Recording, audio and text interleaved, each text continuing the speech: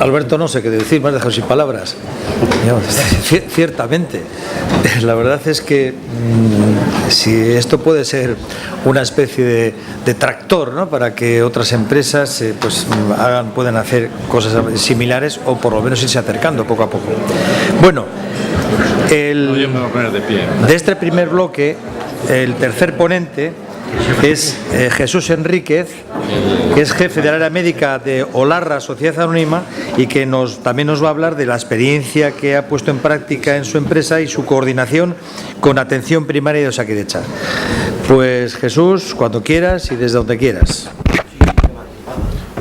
¿No? Sí, bueno. Buenos días. Lo primero, agradecer la invitación de Osalan y de Pablo en concreto, porque no tenemos muchas ocasiones de intentar mostrar lo escondido de las cosas que hacemos en solitario, ¿no? Cuando me invitaron a dar esta charla, lo primero que se me pensó por la cabeza, se me pasó, es intentar motivar a las personas que estáis en esta sala para convenceros de lo importante que es hacer promoción de la salud en todas las consultas, no solo en el trabajo, ¿verdad? ¿Y por qué? Pues bueno, me planteé simplemente que los médicos tenemos 4 tareas básicas fundamentales, más que nada por la evolución que tiene una enfermedad de forma natural, ¿no? Que empezamos viendo trabajadores sanos, actúan una serie de factores de riesgo que van estableciendo riesgos específicos sobre las personas, hasta que ¡pum!, salta aquí una fase subclínica en la cual no está enferma la persona y durante un periodo, aquí hacemos múltiples protocolos, múltiples test, múltiples gastos, hasta que empiezan los síntomas. Aquí, sí. Y ya tenemos ahí al trabajador enfermo, ¿no? Y así tenemos las 4 fases en las cuales nosotros tenemos que desarrollar nuestra actividad: la asistencia, la vigilancia, la prevención y, en el principio, la promoción.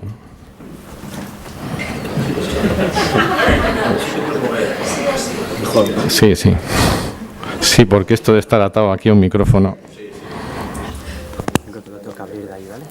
¿Dónde le pones? ¿Tienes el teléfono móvil encendido? Sí.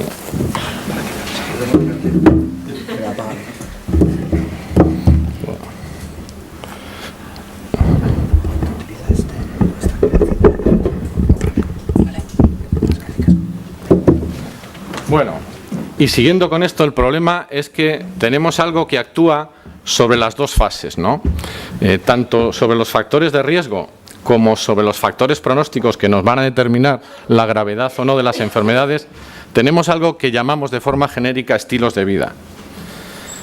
Como veis, aquí hablamos de hábitos saludables, en la prevención hablamos de intervenir sobre los factores de riesgo, en la vigilancia hablamos de intervenir sobre test en la fase subclínica, pruebas, detección, signos que nos vayan a evitar el desarrollo de la enfermedad, y aquí ya tratamos al enfermo, pero en estos 2 grandes, es decir, los estilos de vida nos van a influir tanto sobre los factores de riesgo como sobre los factores pronósticos que van a tener esas enfermedades ya desencadenadas.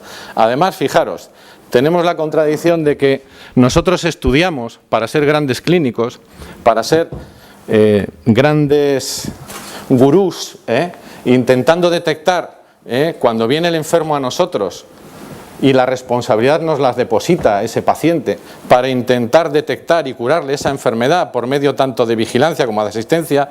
Pero el problema es que, amigo, para esta otra fase nosotros necesitamos tener otras habilidades no clínicas, que esas no se enseñan en ninguna facultad hasta el momento. Quizá ahora cambie eso. ¿Por qué? Porque aquí tenemos a un trabajador sano. Aquí no va a venir nadie a decirnos: oiga, señor doctor, queremos que nos mire esto, sino que va a ser nosotros los que tenemos que, en ese trabajador, en esa persona, intentar levantar esa responsabilidad de hacerle cambiar algo. Luego, nosotros no vamos a hacer el trabajo, se lo estamos pidiendo al paciente, se lo estamos pidiendo al sano. Por eso, aquí os he dividido en 2 fases la diapositiva de la evolución de la enfermedad. Una en la cual nosotros vamos a ser responsables, pero, amigos, es que estamos en esta otra. Y si detectamos aquí, y si hacemos cambiar algo aquí, resulta que vamos a evitar toda la enfermedad y todo el gasto, ¿verdad? Bien, ¿Por qué viene esto? Pues esto viene porque realmente nosotros tenemos que estar haciendo las 4 cosas, ¿no? No es hacer campañas, no es hacer, sino que tenemos que intentar primero lo que yo me planteo y ahora vais a ver, o lo que yo me planteaba en el servicio médico es ¿qué trabajador tengo yo? ¿Por qué enferman mis trabajadores? ¿No? Y luego veremos el porqué. Para de esa forma intentar, por medio de una vigilancia basada en test, en detección, en exámenes de detección precoz, y que también me van a servir de otro paso para comprobar y medir la eficacia de esas medidas preventivas, detectar y medir qué van teniendo a lo largo del tiempo esos trabajadores. Y cómo intervenir sobre los factores de riesgo desde el punto de vista preventivo en función del grado, ¿no? Qué intensidad, qué frecuencia, qué duración tienen esos factores de riesgo. Y por último, promoción de la salud. ¿Ya funciona esto? Sí, ¿no? Porque si no... promoción, es decir, intervenir sobre el trabajador, capacitarle, enseñarle, darle herramientas, darle capacidad de resolver de alguna forma sus propios problemas. Pero nos encontramos con un problema, ¿verdad? Que siempre estamos con esa salud dual, laboral, no laboral, como decía Juan Carlos al principio, que siempre la empresa nos va a intentar llevar al plano laboral y la mayor dificultad, y yo por lo menos os doy mi experiencia, es convencer a nuestros directivos de que la salud es una, de que intervenir sobre todas estas fases es fundamental para evitar enfermedades también laborales. Y esa presunción causal, además, que no es médica, sino que es legal, que cualquier cosa que pasa dentro de la fábrica es laboral por narices, sí o sí. Con lo cual, si les conseguimos tener menos sanos, pues también estamos al final consiguiendo tener menos patología laboral, ¿no? Por lo menos presuntamente laboral. Bien, y por eso yo me planteé 3 cosas, ¿no? ¿De qué enferman nuestros trabajadores? En base a consultas de un accidente y enfermedad. ¿Por qué no vienen a trabajar? ¿Qué tipo de bajas tenemos? ¿Y por qué abandonan el mundo laboral, ¿no? ¿Qué tipo de incapacidades tenemos? Pues bueno, fijaros, estos son consultas de enfermería de los años del 2003 al 2012, ¿no? Y aquí vemos, pues eso, esto quiere decir la carga de trabajo que tenemos de enfermedad, 2000 y pico consultas todos los años, da lo mismo la crisis, bueno, la crisis sí baja un poco, ¿verdad? En 2009 tuvimos una bajada de actividad importante en cuanto a trabajadores y por eso vamos a ver algo distinto, claro, disminuye la plantilla, disminuyen lógicamente, ¿eh? Pero si veis se mantiene, pero mira, actividad asistencial de enfermería en enfermedad, pues de estar en torno a 1000, 1000 y pico atenciones al año, pasamos a estar entre 700, 800 los últimos 4 años, descenso importante, ¿verdad? Que luego veremos por qué. Eso supone que hemos pasado de una carga asistencial de un 60, 61% a un 65, 68, 69, ¿verdad? Luego algo más tendremos que hacer. ¿Y eso qué viene? Pues accidentes laborales, vemos accidentes sin baja y con baja. ¿Veis? Los accidentes con baja no se mueven, más o menos siguen una evolución similar, lo que sí se ha movido es la gravedad, que luego veremos el porqué. Pero en cambio los accidentes sin baja, de tener, estamos hablando de una empresa siderúrgica de 500 trabajadores, que tenemos acería, laminación, es decir, como os podéis imaginar, los riesgos son importantes. Como yo digo, nosotros vamos conduciendo un camión siempre, ¿no? Un despiste no tiene las mismas consecuencias yendo a 120 que a 40. Bien, pues esto lleva a una reducción en la actividad asistencial. Y aquí consultas médicas. Hemos hecho un seguimiento distinto desde el 2007 al 2011, introduciendo ya, ¿qué veis? Bueno, vamos a empezar por patologías, por procesos, ¿no? ¿Qué bajas y qué consultas tenemos? Pues señalaros simplemente que el aparato respiratorio, pues lógicamente, en cuanto a frecuencia, en cuanto a prevalencia, pues tenemos 32, 28%, 23, 25, es decir, muchas consultas.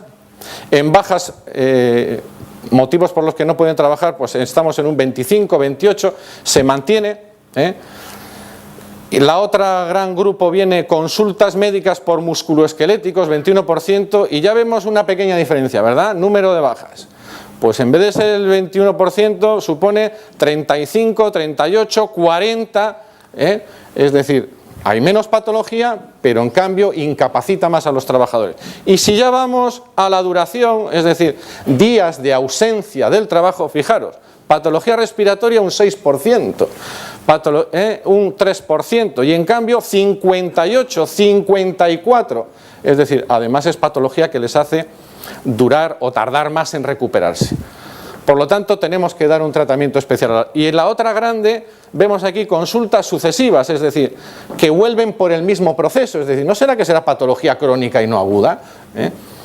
Y por lo tanto, fijaros, cervicolumbar, que hago aquí un apartado especial de patología cervicolumbar, supone el 50% de esa patología musculoesquelética. Eso referido a una plantilla media que, como vemos, se ha movido así entre 400, aquí están excluidos eventuales y trabajadores prejubilados, ¿no? Sino los activos, pues viene a ser una plantilla que más o menos se ha mantenido estable, salvo el año 2009, que ha bajado un poco. Esto se refiere a los accidentes totales, que decimos va bajando. La patología de enfermedad común no baja. No baja, y sigue teniendo una importancia económica tremenda. Y por otro lado, incapacidades. ¿Cuáles son los motivos que hacen que no vuelvan a trabajar? Pues aquí vemos en 10 años que hemos tenido 39 incapacidades por enfermedad y 6 por accidente. Es decir, ya veis que hemos bajado la patología en cuanto a gravedad, porque fijaros, ya llevamos aquí 3 años que no hemos tenido ninguna incapacidad laboral por accidente, ¿no? Aquí también tuvimos, pero fundamentalmente fijaros qué 2 patologías tenemos. Cardiovascular y musculoesquelético suponen el 77%. Luego alguna cosa especial tendremos que hacer para intentar reducir esto. Y aquí, para que veáis también diferencia, yo en las memorias siempre meto la pérdida de jornadas, ¿no? Y lo paso a trabajadores, es decir, esto quiere decir que hemos tenido 15 trabajadores menos todos los días del año durante el 2003 por enfermedad y 2,7 por accidente. Y de eso pasa que hacemos la media y tenemos que siempre han estado ausentes 15 trabajadores durante los últimos 10 años por enfermedad y 3,8 por accidente, viendo que hemos ido reduciendo progresivamente tanto la duración como las incapacidades de enfermedad. Bien. ¿Qué cosas nos hemos planteado como retos? Pues bueno, lo primero que nos planteamos es aumentar el número de exámenes de salud, y con 2 objetivos. Primero, que llegáramos al 90%, porque lógicamente si no somos capaces de hacer que cuando no están enfermos vengan, pues malamente vamos a poder hacer ni promoción ni prevención, ¿verdad? Y como hemos visto, tampoco se accidentan todos ni se enferman todos. Y por otro lado, implicamos a la dirección social en el sentido de que aquellos pocos casos en los cuales veíamos necesario que ese reconocimiento por sus riesgos laborales fuera obligatorio, hacíamos un informe y se implicó. No hizo falta nada más que en 6 casos. No ha hecho falta más, pero hay que tenerlo recogido porque eso enseguida difunde. Y por otro lado, algo que nos costó un poco más de pelea, y eso fue pelea mía directa, es el alcoholímetro, introducirlo como una prueba médica dentro del reconocimiento periódico, como medida preventiva, como medida de promoción de la salud. De hecho, pues hubo sus recelos sindicales, hubo un poco, pero lo conseguimos meter. ¿Y qué sentido tiene cuando va a hacer una espirometría hacer también un alcoholímetro? Pues tiene mucho sentido. Que bueno, será cuestión de otro lado, no voy a seguir más rápido. Y luego ofertamos el tratamiento de dependencia del tabaco porque nos hemos ido formando en precisamente realizarlo. Introdujimos también en el año 2007 6 perfiles distintos de análisis de sangre según factores de riesgo personal, es decir, hemos personalizado a cada trabajador, hemos hecho una indicación de qué pruebas en función de sus riesgos para su propia salud. Y eso ha tenido un resultado que, si veis, aquí viene el porcentaje de exámenes de salud de la población trabajadora a lo largo de estos años, de un 90, un 87, un 90, 93, 91, 98 en el año 2012. Y aquí, bueno, resultados, pues bueno, todavía no vemos grandes resultados porque el nivel de colesterol por ahí anda. Estos son simplemente datos que, como los tenemos, para que veáis que al final la forma de medir muchas veces es igual en la que no acertamos, ¿verdad? En los indicadores que utilizamos para ver la eficacia o la efectividad de nuestro trabajo, no está tan claro que en promoción y en prevención tenemos que ir depurando quizá eso, ¿no? Fijaros, plantilla, menores de 40 años, lo pongo como dato significativo porque es que resulta que en 5 años tenemos una población muy joven, ¿no? El 64% de la población tiene menos de 40 años en la empresa, lo cual nos va a permitir trabajar mejor. ¿Qué es lo que nos hemos metido? Pues nos hemos metido gracias a Salud Pública, y Concha está aquí y es una de las culpables y promotoras de que nosotros estemos, como dinamizadora, como Salud Pública, como facilitador, de entrar en un programa que se llama Prescribe Vida Saludable, de la Unidad de Investigación de Atención Primaria de Osakidetza, que es la que se ha encargado. Es un proyecto piloto en principio en 5 centros de salud y con una extensión a la comunidad, es decir, se basa en 4 hábitos de vida personal, que es la alimentación, ejercicio físico, tabaco y alcohol, y un tipo de intervención tanto individual como comunitaria, con un amplio desarrollo que supongo que Concha luego entrará en ello, que recoge todas las instituciones y las empresas. ¿Qué gran ventaja? Que yo empecé a oír diagnóstico de salud comunitaria cuando empecé a conocer algunas de las intervenciones de salud pública, pues que precisamente eso, al tener esos diagnósticos nos permite medir y nos permite ir comparando todas esas intervenciones y todo ese trabajo, qué efectos puede ir teniendo. ¿Qué hace? ¿En qué consiste? Bueno, consiste desde el punto de vista de intervención sobre el individuo, lo que hacemos nosotros en el servicio médico, en 5 fases: averiguación de hábitos, a base de un cuestionario y encuestas, un consejo individual y hacerle ver las alternativas del cambio, con un material de apoyo, divulgación, ver esa necesidad, ver esa posibilidad de cambio, una consulta específica, no una campaña de intervención, sino montar una consulta específica para el que quiere cambiar. Igual que se monta una consulta específica para el que tiene un problema cardíaco, pues montar una consulta específica. Hacer intervenciones en el sentido de ayuda, porque va a haber dificultades, porque el trabajador en la empresa le tenemos 8 horas, ¿verdad? Pero sobre esto, sobre la alimentación, sobre el tabaco, sobre el consumo de alcohol y sobre el ejercicio físico que hace, interviene la familia, el trabajo, el ocio. Y luego un seguimiento para ver esa continuidad, cambio de uno a otros hábitos, ¿verdad? No solo uno. Coordinación de la intervención, pues hay un diseño y metodología muy potente, y que eso no viene al caso, pero de la Unidad de Investigación de Atención Primaria, y con gran participación desde los centros de salud y salud pública. El primer contacto que tenemos nosotros es en mayo del 2012, a través de las compañeras de Concha en el mayo, como facilitadores, como motivadores, como motores de esa extensión al plano comunitario, donde se nos presenta el programa desde el centro de salud y se diseña una primera fase de intervención que nosotros solo aportamos averiguación de hábitos y consejo y remisión a Osakidetza. ¿Pero qué es lo que pasa? Pues que solamente de Sondica pues puede haber el 10% de nuestra plantilla, ¿no? Y entonces también participamos en jornadas de aprendizaje colaborativo, donde se pone en común cómo se va desarrollando y en qué fases, todo eso liderado por la unidad de investigación. Y participamos en algo que Salud Pública está potenciando, que es el Consejo de Salud Pública Comunitario, que luego supongo que Concha explicará mejor y por eso no me detengo. Y en una segunda fase, pues ya nos metemos ya de lleno en intervención individual sobre trabajador. Y desde marzo de 2003 hacemos una consulta específica de PVS, prescripción de vida saludable, aportando esa intervención con apoyo del centro de salud, ya que la mayoría de nuestros trabajadores no residen en el área de influencia de nuestra empresa, ¿no? Con un programa informático específico desarrollado, que ya veremos que tiene sus problemas, pero bueno. ¿Qué es lo que hemos hecho? Bueno, pues hemos hecho exámenes de salud laboral y aprovechando esos exámenes hemos pasado de durar 60 minutos, este año han durado 90 minutos, primer problema. Con una entrevista motivacional que hemos preparado de 20 minutos de duración, en el cual explicamos cuál es el patrón de conducta aprendida de forma inconsciente o consciente que generan nuestros hábitos, cuáles son las características de esos hábitos, fisiológicos y no fisiológicos, y algo que sí está calando en toda esta gente es el planteamiento como reto personal y desarrollo de habilidades en cuanto al cambio de hábitos. Luego consiste, quieran o no quieran, en un consejo sobre ejercicio físico basado en un folleto y en que vean un vídeo que hay en YouTube muy elocuente, ¿verdad? Y luego haciendo hincapié sobre actividad física global, no sobre ejercicio físico, sino actividad física en el trabajo, doméstica, ocio y el transporte, ¿no?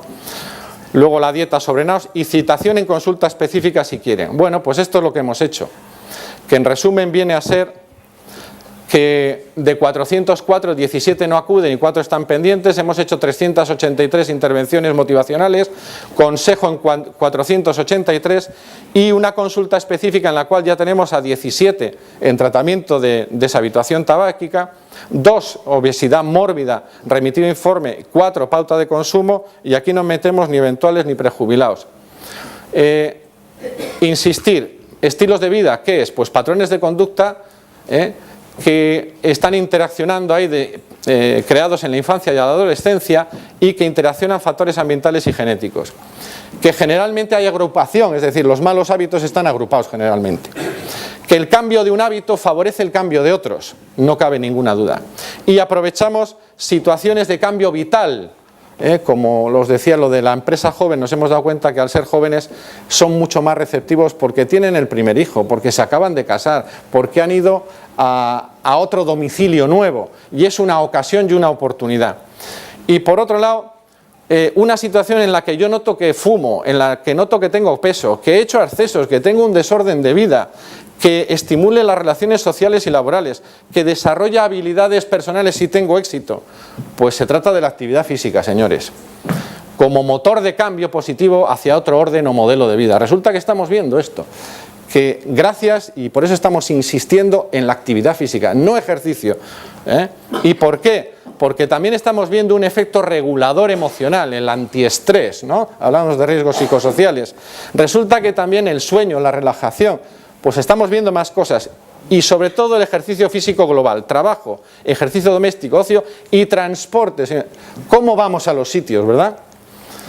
¿Por qué? Bueno, esto es un artículo que yo tengo en el cual habla de la pérdida de años de vida, la carga de mortalidad asociada en función de las causas, ¿verdad? Y habla que la predisposición genética es un 30%, que las circunstancias socioeconómicas un 15%, que factores ambientales, accidentes de tráfico, laborales, incendios, es un 5%, pero amigo, patrones de conducta, resulta que están en el 40% de las causas de pérdida de años de vida, ¿no? Y una atención sanitaria insuficiente, inadecuada, si solo es un 10%, oiga. Por lo tanto, estamos acostumbrados a priorizar la atención del agudo frente a lo crónico, es decir, de la enfermedad frente a lo evidente, lo impactante, y necesitamos formarnos y diseñar planes de atención distintos para procesos crónicos, que es lo que estamos viendo, ¿verdad? ¿Por qué? Porque lo que vemos es un proceso de asistencia no puntual con desencadenantes múltiples, episodio único con oscilaciones o algo recidivante, recurrente con múltiples desencadenantes, con una discontinuidad de distintos sanitarios atendiéndolo, algo multidisciplinar que cada uno da su opinión y al trabajador lo volvemos loco o al enfermo. Porque lo que necesita el paciente para resolver estos cuadros crónicos es algo más de formación y que él pueda participar activamente en la mejora, que no curación, en la mejora de ese proceso. Dos pinceladas porque hay dos documentos que yo considero muy importantes, como es la Estrategia Solve 2012 de la OIT, la Organización Internacional del Trabajo, ha desarrollado todo un programa de estrategia referido al cambio de hábitos para las empresas, y luego la Guía Europea de Prevención de Enfermedades Cardiovasculares, que hace una mayor insistencia cada vez en el cambio de hábitos y su importancia para ello. ¿Por qué? Pues porque el objetivo de los programas de promoción de la salud tiene que ser dotar al trabajador de habilidades, no simplemente hacer cosas. Tenemos que comprobar, claro, el problema es medir y crear ese ambiente de trabajo seguro y saludable. ¿Por qué? Porque esto va a aumentar, señores. Las enfermedades crónicas van a seguir en aumento y la edad de nuestros trabajadores va a seguir en aumento. Y acabar así, ¿no? Haceros reflexionar un poco. Muchas gracias.